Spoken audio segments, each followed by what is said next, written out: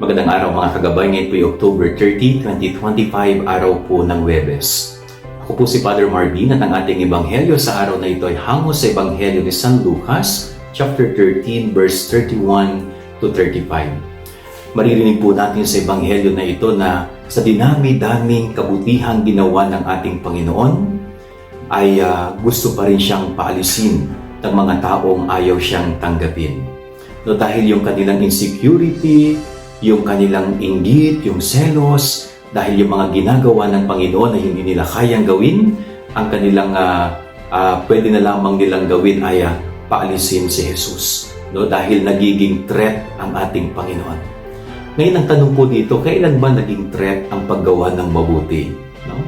Tayo pong mga tao, kung minsan may ganyan tayong ugali, no? Yung gumagawang mabuti na kapwa natin, itinuturing nating kakumpetensya. Yung mga taong nagsisikap maging mabuti, itinuturing nating kaaway, no? Dahil sa selos, sa inggit, no? Sa pride. Kaya medyo babantayan po natin yung ating pag-uugali sa ganyan, yung inggit, yung pride, yung selos, no? Instead na tayo mainggit, magselos, no?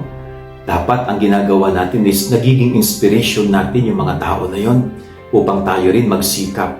Dahil kung ano yung kaya nilang gawin na mabuti, actually kaya rin nating gawin. Kaya mo rin gawin yon. No? Basta't ma-inspire ka lang at magsikap palagi. Yan ang ating gabay aral ngayong maghapon. God bless po sa inyo lahat. Pagpalain kayo ng Panginoon.